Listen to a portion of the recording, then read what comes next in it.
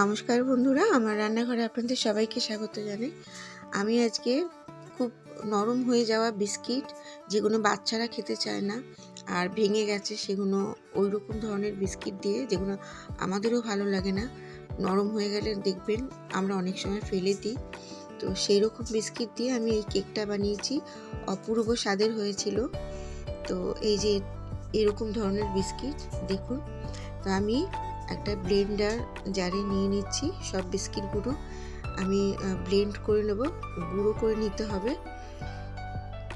এবার এই যে দেখুন এরকমভাবে করে নিয়েছি।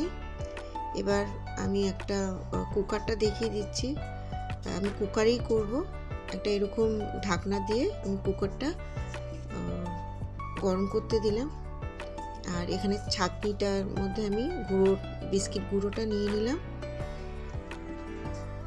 আপনারা কুকারের মধ্যে যে কোনো একটা স্টিলের কিছু বসিয়ে নেবেন।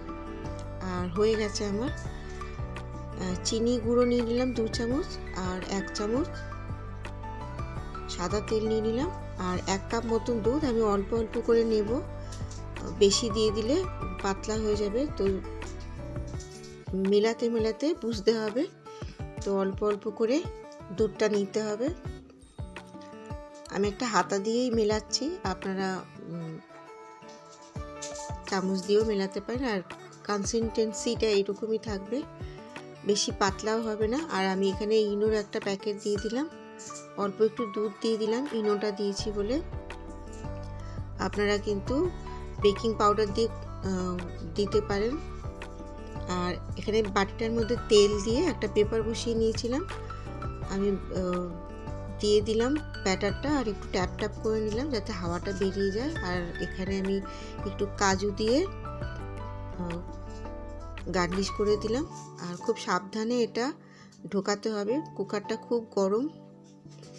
এবার আমি এটা 15 থেকে 20 মিনিটের মতন রেখেছিলাম। আর দেখুন একদম পরিষ্কার আসছে। এবার বার করে একটু ঠান্ডা হলে আমি দেখাচ্ছি আপনাদের। এবার ঠান্ডা হয়ে গেছে, আমি দেখাচ্ছি কতটা নরম হয়েছে। আমরা অনেক সময় ফেলে দিই এই নরম বিস্কিটগুলো, কেউ খেতে চায় না। আর এত সুন্দর হয়েছে বিস্কিটের, ভাঙা বিস্কিটের যে কেকটা, আপনারাও কিন্তু বাড়িতে করতে পারেন। আর ভালো লাগলে আপনারা ফ্যামিলি ফ্রেন্ডসের সাথে শেয়ার করে দিতে পারেন। আর এই যে দেখিয়ে দিচ্ছি একটু ভেঙে। আমার চ্যানেলকে সাবস্ক্রাইব করবেন, আর পাশে থাকা বেল আইকনটা প্রেস করে দেবেন। ভালো লাগলে লাইক করে দেবেন। এবার একটুখানি কেটে দেখিয়ে দিচ্ছি। এই দেখুন কতটা নরম হয়েছে, খুবই নরম হয়েছে, মুখে দিলেই গলে যাবে, মানে এতটাই নরম। আপনারাও করবেন আর বন্ধুদের মধ্যে শেয়ার করে দেবেন।